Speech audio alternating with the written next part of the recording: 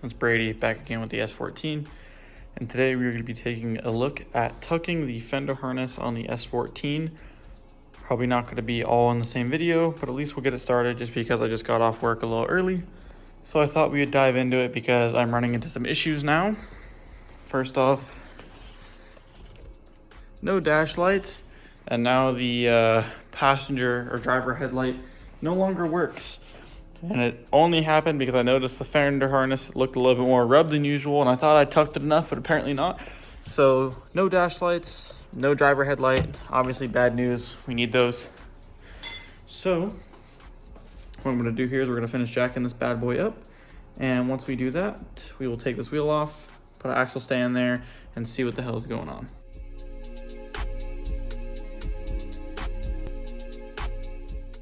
Second off, what we wanna do, you want to take off a wheel. And usually the smart thing to do would be to loosen the wheel first before you take it off, which I didn't do, but we should make it work. So I'll be right back when this wheel is off. Damage here is pretty gnarly. We fucked this thing up pretty bad. Oh, Jesus Christ. Did the zip tie fail? No, we just literally maxed just about everything up in this damn wiring harness that we possibly could have. God fucking damn it. So basically what needs to happen is everything in here that got destroyed or hit, all these wires just need to get retouched up, rewired up. But it looks like we just about hit every goddamn piece of wire we could have in this instance. I don't know how the fuck I did that, but it happened. No worries. So basically what we're gonna have to do here is we're gonna pull the fender off, maybe not in this video, but you basically cut this corner piece out and you fold the harness up and use these holes. So point it backwards and over because this still isn't enough, of course. So yeah, I'll get to that right now.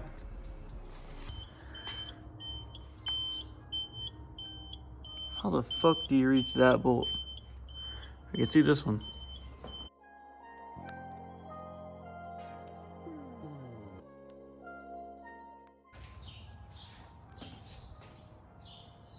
Here's the aftermath. Fender is now off. As you can see, headlight doesn't really hold on that well. Has a lot of shit I gotta tidy up. But this kind of lets us get a better look at what the fuck happened. So there was a zip tie holding it here and a zip tie holding it here, which me and my buddy thought was enough. And as you can tell, it was not. It literally just mowed through a few wires here and they're all touching and all that good stuff. The battery is now disconnected, so I'm actually kind of free to touch these wires. So as you can see, they are just so many open and split wires here that gotta get situated. So the trick is when we come back to it, is we'll actually be cutting this out. We'll be taking a big chunk out of this. We're gonna be folding the harness up this way and across on top of this nice big metal bar. So we'll be folding this way over, and with that we'll be basically right there. But it's all fixable, and I guess that's what this is for. But yeah, you can see what you're hitting here, you're hitting there. Coilovers look to be blown. Yep, good old eBay, can't go wrong with that. So depending on how your harness looks, I have some zip ties on it, I have some covers. What our goal is to separate everything so we can look at every wire individually and do our repairs. Glopped it up here. God damn, I really fucked this thing up. And get most of the harness issues tackled. So what we need to do is we're gonna cut this off, like basically all this tape and shit here, get this all taken off. So we have all the wires individually. We can kind of take a grander look at what really got messed up, make sure nothing's split, make sure nothing's missing, rewire everything back up, make sure nothing's touching, because that will cause grounding issues and fuses to blow, because I already have no dash lights and anything like that. And if I haven't said it already, please unplug the negative terminal on the battery. We don't want you shocking yourself or anything. If you're using metal tools, you never know. Whenever you're messing with electric shit, always just take the negative terminal off and you have no chance of hurting yourself. All right, so here's the first example. So this is one area that we hit a little bit easier. So what I did was take off this coating right here, or the cover, and also it might have some tape on it, like right here with some electrical tape. And all I did was just gently use a blade and just cut through the top layer.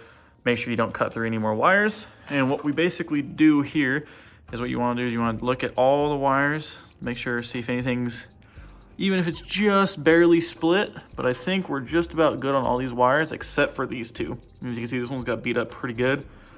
See, these ones nice and split, some bad wires. So these ones were actually intertwined, so they were touching, which is what you don't want. That causes weird electrical gremlins and all that fun stuff. So basically all you need to do, try and put the wires kind of back to where they're all touching each other a little bit, like just kind of helping them, like fold them back in if you can. And what you want to do after that, you basically are just gonna wrap it back up in electrical tape, but you want to cover every single piece. So basically from like out here to like out here, cover that in electrical tape, so seal it all off. All right, so once you get this situated, you're gonna cut out the pieces that are bad. Like this piece is bad here, so I cut. And you can see we got some bad wire stuffed up in here. Then you also took off this back cover over here because we got some bad juju on that back side. So basically, you just wanna get everything cut out, what you need. And then basically you could just take the wiring harness and you can pull wires, so you can kind of separate whatever wire you need. And then just get a little bit of electrical tape, wrap the wire up, and be done with that wire. Obviously I have like 40 to do, so it might take a little time, but I'll make sure when I'm done, I'll make an ending part.